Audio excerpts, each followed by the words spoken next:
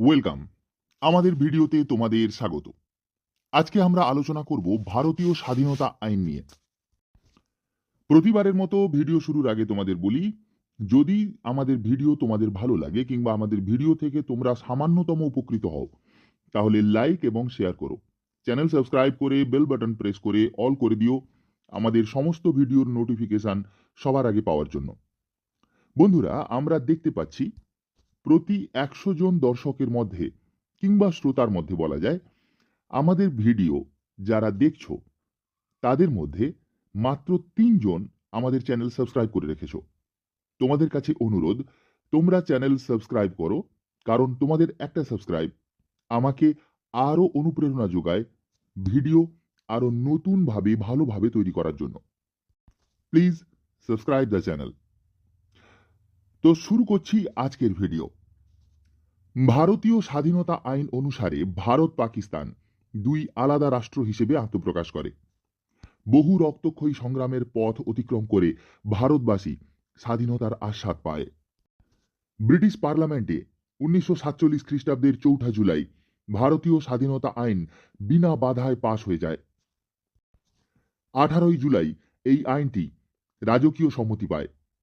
এই রাজকীয় আইনটি কার্যকরী হওয়ার দিন নির্দিষ্ট হয় 14 এবং 15 আগস্ট 1947 খ্রিস্টাব্দে। এই আইনের বলে ভারত ও পাকিস্তান দুই আলাদা ডোমিনিয়নের হাতে আলাদা আলাদাভাবে ক্ষমতা হস্তান্তর করা হয়।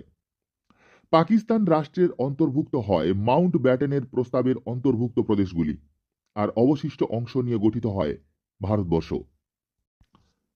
ভারতের স্বাধীনতা আইনের বিভিন্ন ধারাগুলি ছিল এই রকম।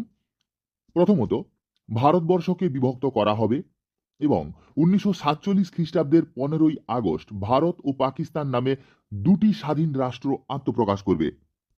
দ্বিতীয়ত, দুটি রাষ্ট্রের ওপর থেকে ব্রিটিশ পার্লামেন্টের সমস্ত অধিকার লুপ্ত হবে। উভয় রাষ্ট্রই স্বাধীনভাবে তাদের অভ্যন্তরীণ ও পররাষ্ট্রীয় ব্যাপার পরিচালনা করবে এবং সংবিধান রচনা করবে। তৃতীয়ত, দেশীয় রাজ্যগুলির রাজারা ভারত বা পাকিস্তান যে কোনো ডোমিনিয়নে যোগ দিতে পারবে। চতুর্থত, আসামের শ্রীহট্ট জেলায় গণভোটে স্থির হবে যে তা ভারত বা পাকিস্তান কোন ডোমিনিয়নে থাকবে। এবং পঞ্চমত, দেশীয় রাজ্যগুলির ওপর ব্রিটেনের সার্বভৌম অধিকার লুপ্ত হবে। পলাশির যুদ্ধে বিপর্যস্ত ভারতের যে স্বাধীনতার সূর্যাস্ত ঘটেছিল, তারপর সূর্যোদয় ঘটে 1947 খ্রিস্টাব্দের 15 আগস্ট। ভারতবাসীর এই স্বাধীনতা বহু আকাঙ্ক্ষিত হলেও তার মধ্যে বিষাদের সুর ছিল, কারণ টুকরো করা স্বাধীনতা ভারতবাসীকে অনিচ্ছা সত্ত্বেও মেনে নিতে হয়েছিল। স্বাধীন ভারতের প্রথম গভর্নর জেনারেল হিসেবে শপথ নেন মাউন্ট ব্যাটেন এবং প্রথম প্রধানমন্ত্রী জওহরলাল নেহরুর নেতৃত্বে ভারতীয় মন্ত্রিসভা শপথ গ্রহণ করে।